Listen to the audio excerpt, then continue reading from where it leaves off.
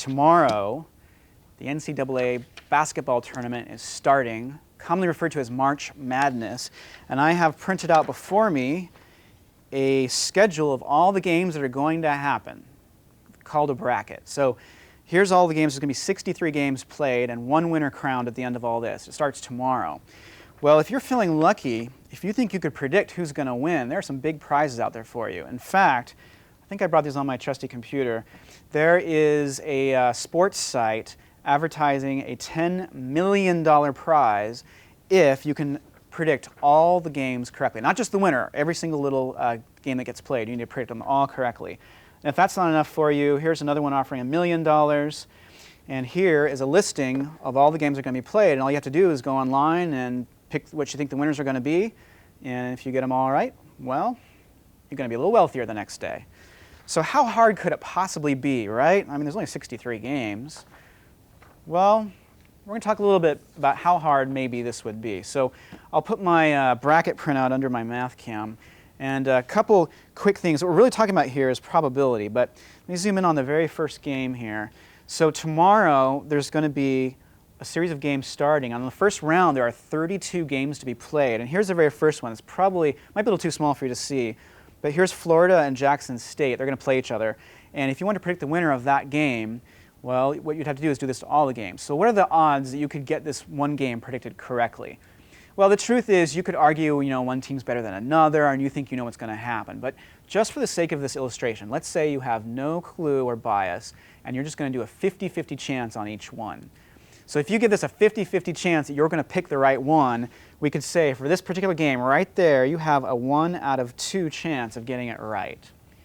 Well, the winner of this game is going to play the winner of this game, and they're going to play each other later. So what are the chances you could actually predict the second game as well? Well, it has the same probability as the one above. It's also a 1/2 chance. But what's the odds you're going to get them both right? Well, it's not just a half anymore, because there's more scenarios now. You could get the first one right and the second one wrong, or vice versa, or you could get them both wrong, or if you're lucky, you could get them both right. So really, there are 4 different scenarios here, and only one of those is going to be the one you want, which is getting them both right. So now, out of the 2 of these, you only have a 1 out of 4 chance of getting those right. Now, if you take any formal probability, which I don't want you to have to feel like you need to know to think about this, you would learn that these are our independent games, and all you do is multiply these 2 chances here, and you'll get the chance of getting them both right. So that's what we're going to do for the entire thing. You have 63 games to predict. What are the odds you're going to guess them all right if they're all 50-50? And it's simply a half times itself 63 times. So again, hey, how bad can that be? Well, just for kicks, what we're going to do is, well, let me give you a little room here. We're going to do a half, that's our probability, and I'm going to do it to the 63rd power. So I did this ahead of time on my calculator. Here's what my calculator said. I want to know if you guys know what this exactly is saying. It said 1.08 times 10 to the minus 19. What does that crazy number mean? Well, that's scientific notation because your calculator is going to run out of digits to really show it to you. But what that number is 18 zeros and then an 8. So how small is that number? It's pretty small. In fact, it turns out you have about 1 billion times better chance of winning the California lottery, the grand prize. And that itself is pretty hard. So for you to randomly guess here, it's pretty tough. All right, so let's make it a little nicer for you. What if you have a good intuition, you think, on who's going to win? Well, one way you could play is whichever teams have ranked higher so far, you're always going to pick that one. Well, it turns out that's about a 72% chance that they win. Historically, if you pick the higher ranked team, 72% of the time you're going to be right. So that would change our probability a little bit. That would say you have a 72% chance, or 0.72, and you have to do that 63 times for all the different games. So does this make life a little better for you? Well, yeah, it does. I did this ahead of time. That's about 1 in a billion. Okay, so how good do you think you are at guessing things that are 1 in a billion? It's still worse than the California lottery. So if you're going to do a little office pool, perhaps, I have some advice on making it a little easier, because these numbers are just so huge that maybe if you want, what you could do is if you look back at the bracket, maybe you should pick just one of the divisions. So for example, you could pick just West here, because that has a lot fewer games. In fact, that only has 15 games that are going to be played. And if you were going to guess according to ranking, for example, just to compare, if you did 0.72 chance 15 times, it comes out to be about 1 in 138 if you're going to get it all right. That's a little bit more palatable. So if you want to do an office pool at work, I can't advocate spending any money, of course, but just for fun, if you're going to do something like that, maybe you should try that and actually have a chance of maybe somebody getting it. Because having all 63, I don't know, it's a little unlikely. In fact, I think this is true. I read that last year, Papa John's Pizza offered 1 million pizzas to anybody who could get them all right. And they got 90,000 entries, but all the entries were eliminated after the first round. Those first 32 games, no one even got past those. So they all got eliminated and no one got their pizzas. I don't know what you would do with 1 million pizzas. I suppose you'd have to give some away to friends. I'm sure they had some provisions for that.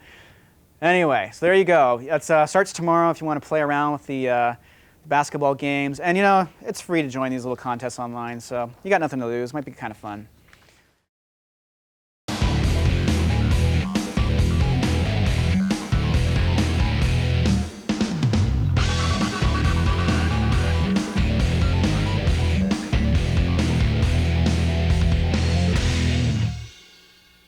Hey, Mathman Dan here. We are at Predator Motorsports, and this is Ryan. Predator Motorsports is his baby.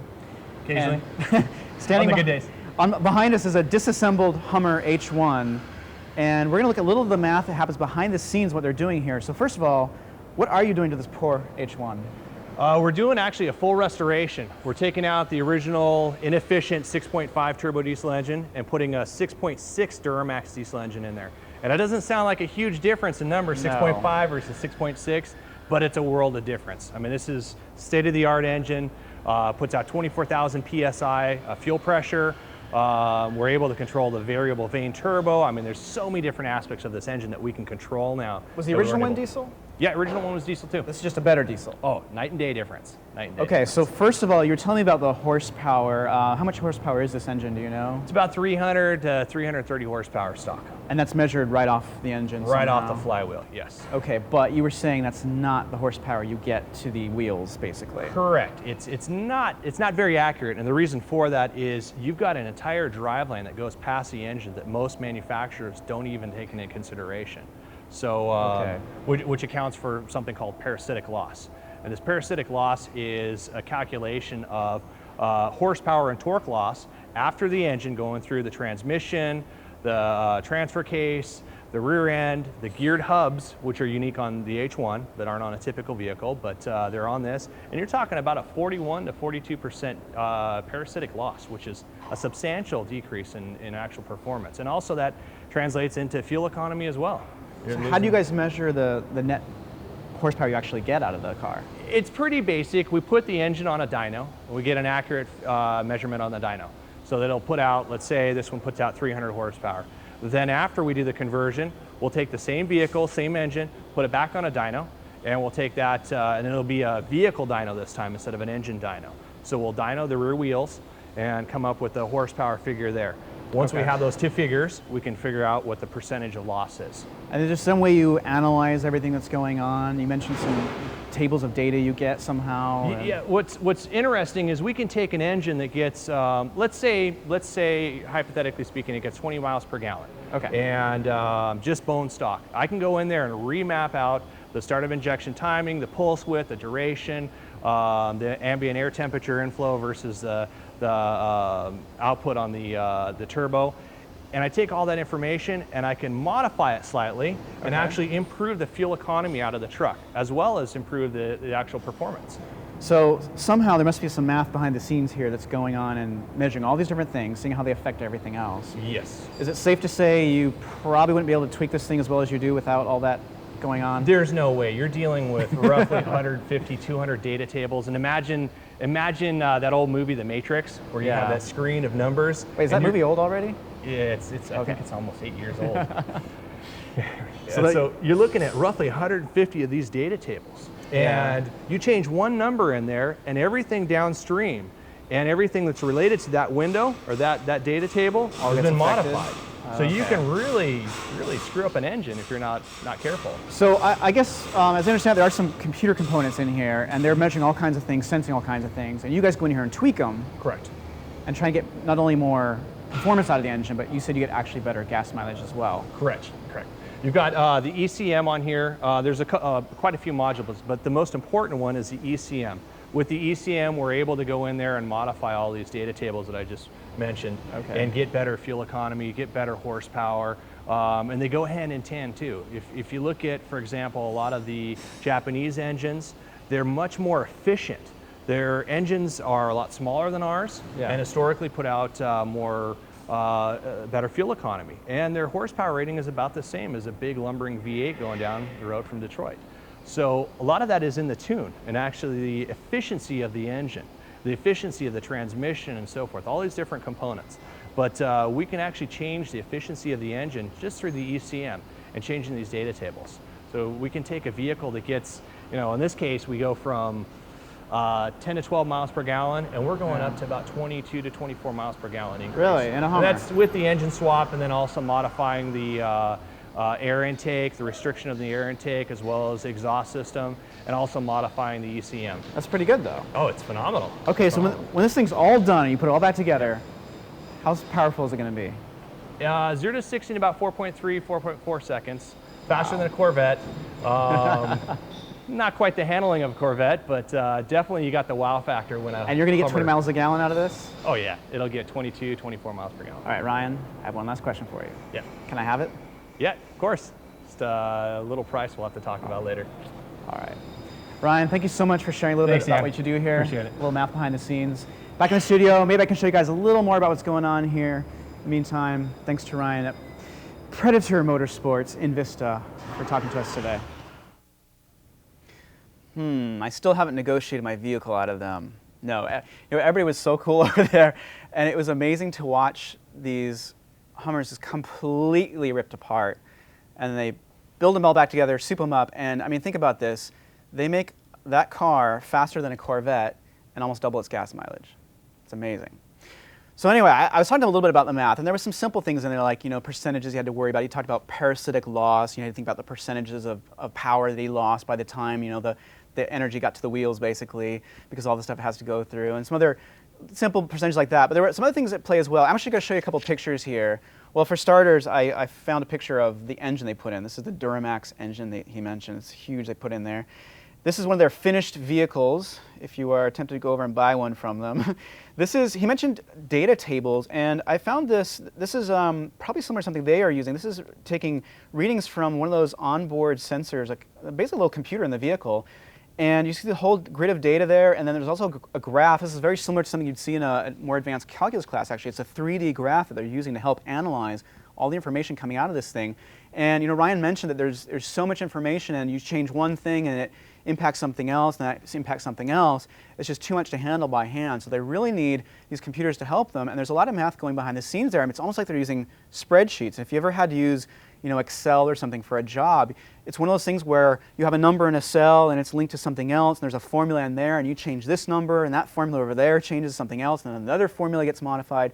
So there's tons of mathematical computations going on, but by having a computer help you out, you can help organize and tweak things to make, hopefully, the results you want. I mean, it's just way too much information to manage by hand. So luckily, they don't have to sit down with paper and do it themselves. They have the computer helping them out. But anyway, a lot of math behind the scenes. A couple other pictures I have for you. He mentioned dynos. That is short for, if I'm saying it right, dynamometer. That's better. A dyno is how they measure the power of the engine. So this is a very large, and this is a commercial one, probably larger than they need. But you hook the engine right up to it, and it will figure out the torque coming out of the engine. I'll explain that in a second, some more math there. And this is how they do it on the wheels. You have something in the ground, either one or two of these cylinders that the wheels, you keep the car in place and the wheels rotate it, and that measures the torque coming out of the tires. And then this is an actual graph from one of those devices. This is measuring both torque and power and horsepower. So there's some math behind here. There's an interesting distinction here because a lot of people don't understand that horsepower is not the same as torque. They're two different things. And once you know it, I have a mathematical formula to work this out for you. So I'm going to show you a little bit real quick how this horsepower and torque comes out of this, because this is one of the things at Predator Motorsports, for example, they have to worry about. They're trying to maximize the horsepower coming out of all these improvements they make. So anyway, here's the formula. This is how you convert torque to horsepower. And this is, by the way, those dynos he mentioned, they only measure RPMs and torque. They don't measure horsepower directly. So either a person or a computer has to convert it, and this is the formula that they use.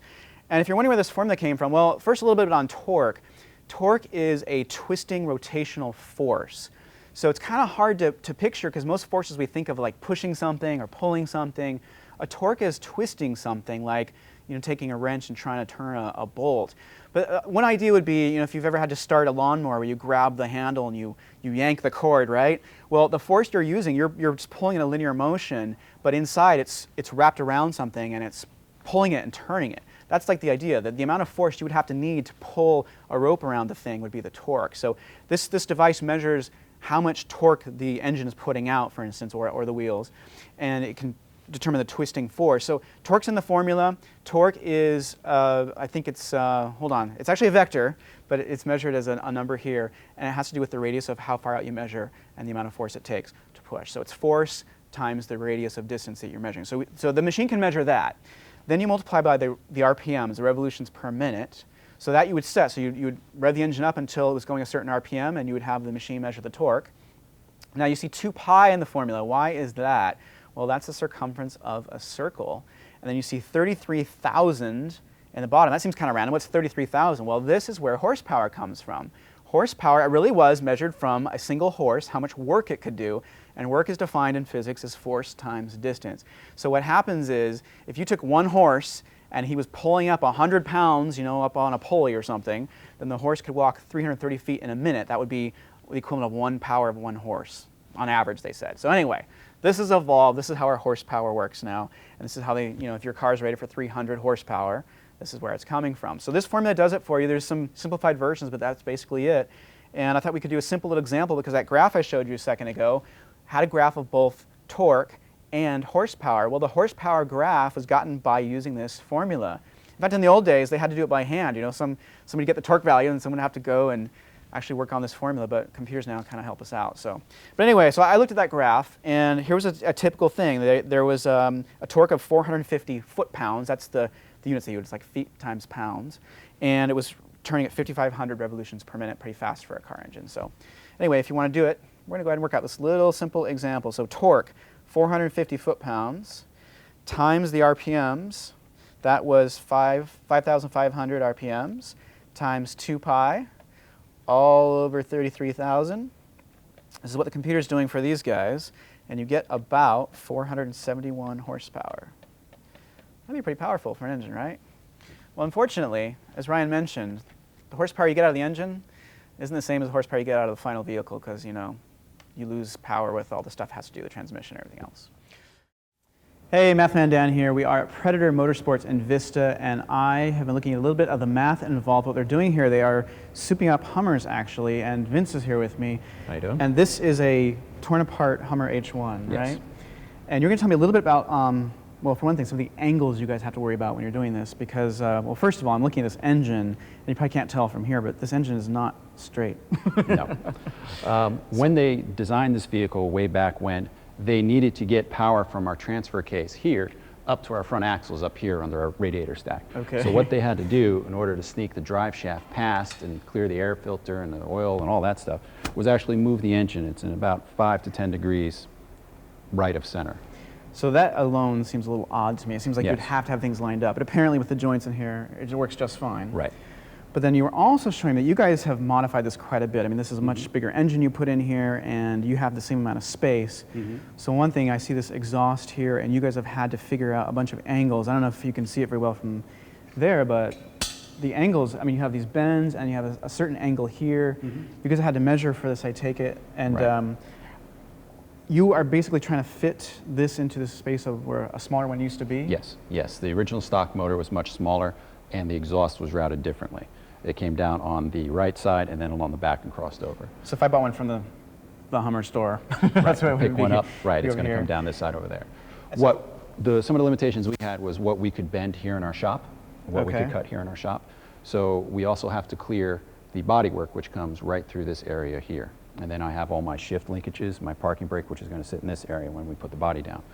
So we had to figure out how we can come out of here with a nice smooth bend, because we want to keep this nice and smooth, not make it a nice sharp angled bend or flatten it out or something like that, because Sure. once we start reducing our exhaust gas flow, we're going to start losing performance on the motor. So we measured how much space we had here, how large of a diameter of pipe we could get through the opening. Then looked at what kind of bends we could make up here and there, and then trimmed it back so we got a nice straight shot down, brought it up and over, gave ourselves a nice slight bend here so we get up over our transmission again, which would be shifted to the left side of the vehicle for the drive shaft.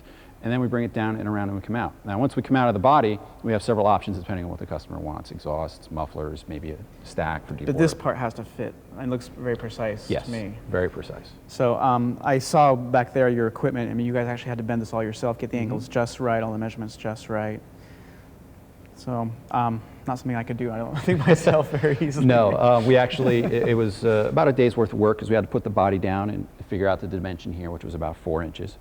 And then we had to come up and figure out of a 90-degree bend, which we can make easily in the back, how far we had to trim it back, which was about 4 inches here, in order again to get it to come down and go through that, again, that 4-inch gap.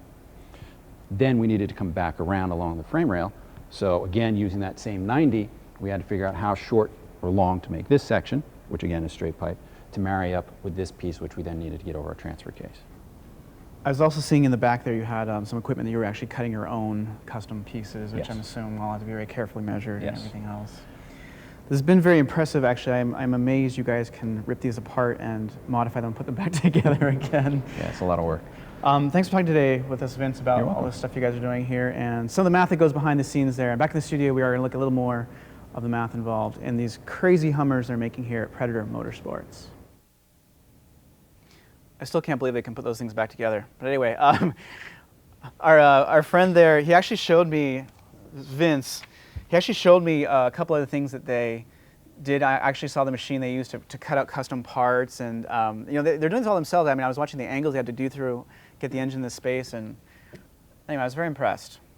So, you know, Vince wasn't sitting around solving equations either, but he was having to think about mathematical concepts like angles to make sure that everything fits in there, and they completely redid how all the engine's parts fit in these vehicles from how they were originally made. So it was very impressive.